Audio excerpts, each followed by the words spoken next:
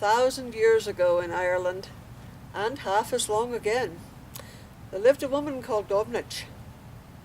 In after times, some called her a saint, while others whispered that she was of the druid kind. But however that might have been, it was known to all that Govnich was a woman of power. She was Ben Ushel as well, a woman of wealth. She had a fine farm with many cows, and all about her prospered. But above all, Govnich was a beekeeper. She loved her bees. She spoke to them and she sang to them, and the bees loved her too, or so it was said, for she was never stung, and fine summers or cold, those bees made more honey than any other bees ever heard tell of in Ireland. Now this was a restless time too, with bands of young men going from place to place and stealing all they could lay their hands upon. And so it was no surprise when one day in the late summer a young lad came running over to Govnich Farm to warn the folk there was a raiding party on the way. Well, the men said they would arm and fight, but Govnich would not hear it. He said, "Nah, you'll get yourself knocked about and then we'll get in the harvest. Now you men go down to the back, make sure they don't come around behind us. Grandma, take the children down to the cellar, and this time don't drink all the beer. I will see to this lot myself."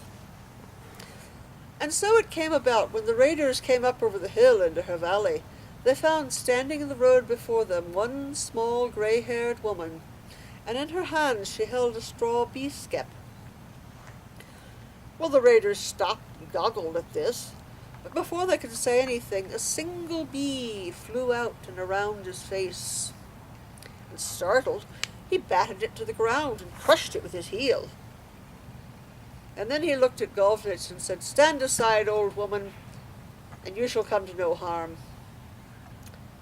Govnich looked at her dead bee, and her face was sorrowful. "No harm, is it? Ill done it is to slay a messenger. But I will give you warning. Turn and go your way, else harm come to you."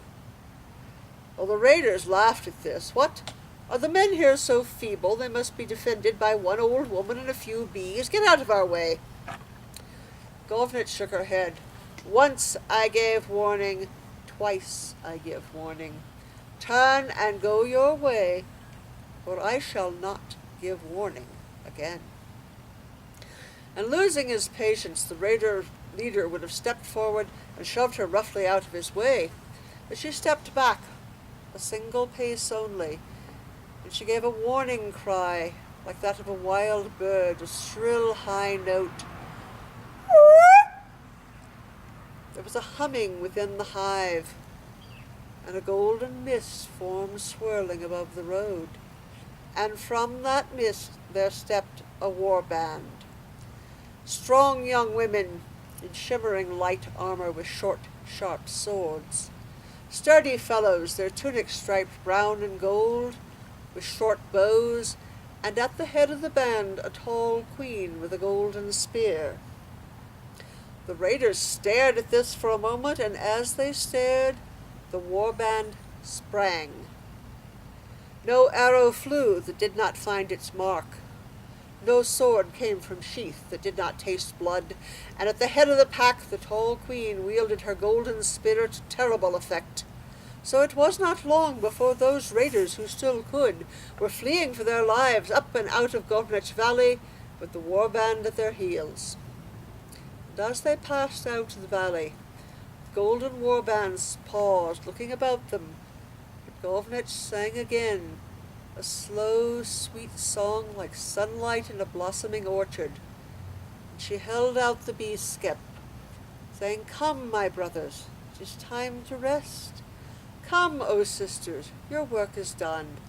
Come, lady, your children have need of you." The mist formed again above the road, and every bee, swift as thought, followed their queen into the hive. Govnich turned away, and she set the bee-skep on its stand in the orchard, and as she turned away she smiled, for within she heard her bees humming a song of triumph and content. Shinne.